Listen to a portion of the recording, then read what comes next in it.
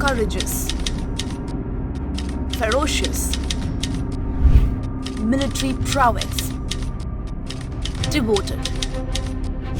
Modestly built Hindus, religious and devoted, calm in nature, yet ferocious fighters with the warrior intuition in their blood.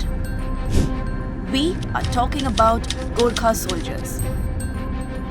How they became a part of the Indian Army. Why do the world's biggest superpowers want them in their forces? And why are Gorkhas the world's mightiest soldiers? This is their story.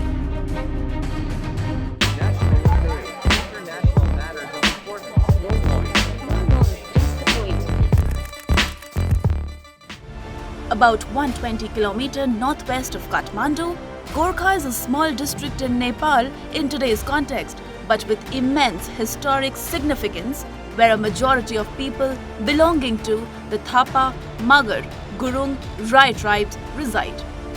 Kings, generals and the army of Gorkha conquered several small scattered kingdoms into one big region and named the whole region Nepal in around 1767 AD.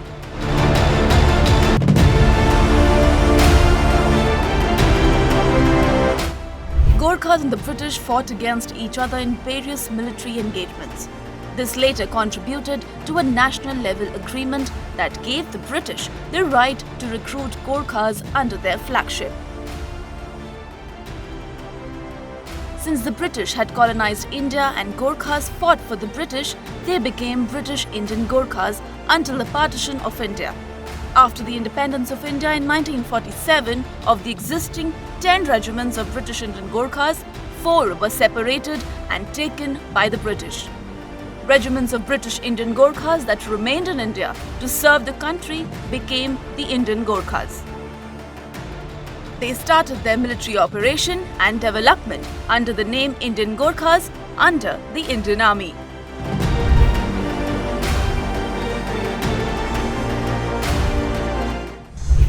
The relationship between India and Nepal has been rolling downhill in the last decade.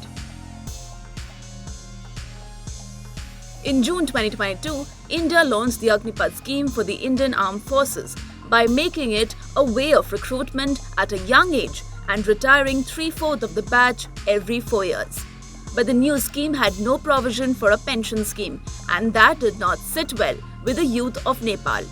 Why is that? Because so far, Indian Army has been a lucrative option for the Nepalese youth, as the payment has been 2.5 times what the Nepalese army pays, and the pension provides economic and social security. The job in the Indian Army also provides Nepalese nationals with the option to settle down in India.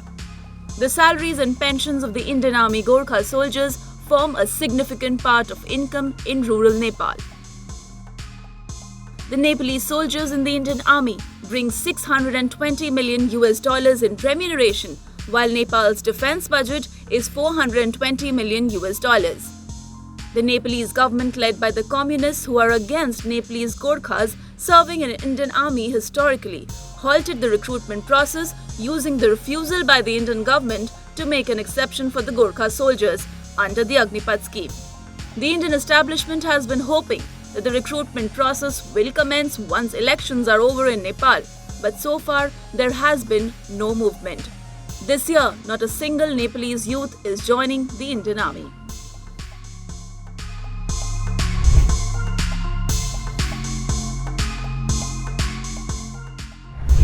Communist China, which has long been intrigued by the motivation behind Nepalese youth joining the Indian Army, may seek the communist government in Nepal to allow the Gorkhas to join its People's Liberation Army.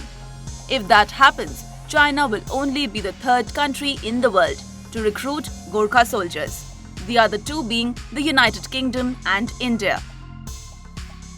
This is an apparent effort by China, which under the Mao Zedong plan wanted to gobble up Nepal as one of the 5 fingers of the occupied Tibet, to exploit the communist government in Nepal in order to eventually create an anti-India sentiment in the Himalayan nation.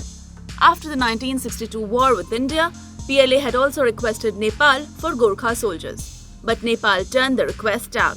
However, Will Kathmandu refuse to adhere to China's request this time?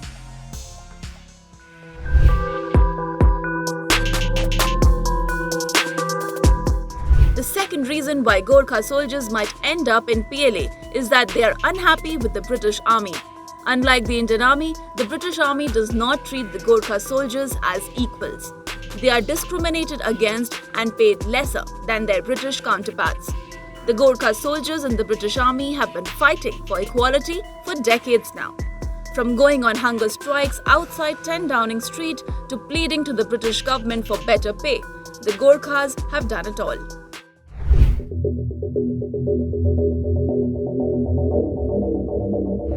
Meanwhile, the situation back in Nepal is changing. Today, Nepal is led by a communist government and a communist Prime Minister, Pushpakamal Dahal. He has opened key trade routes between Nepal and China. Chinese funds are flowing into Nepal. Days ago, Nepal had said that China was releasing 80 billion rupees meant for various infrastructure projects in Nepal. But why does China want to recruit Gorkha soldiers when it has an active PLA working for it day and night? This is because the PLA troops are not combat ready. While the Gorkha soldiers have proved their mettle in the various wars India fought in 1947-48, 1965 and 1971 against Pakistan, and also the one against China in 1962. With such dissatisfaction from the Indian government over the Agneepath scheme and with the pro-China communist government in Nepal, China can totally exploit the situation and recruit as many Gorkhas as possible.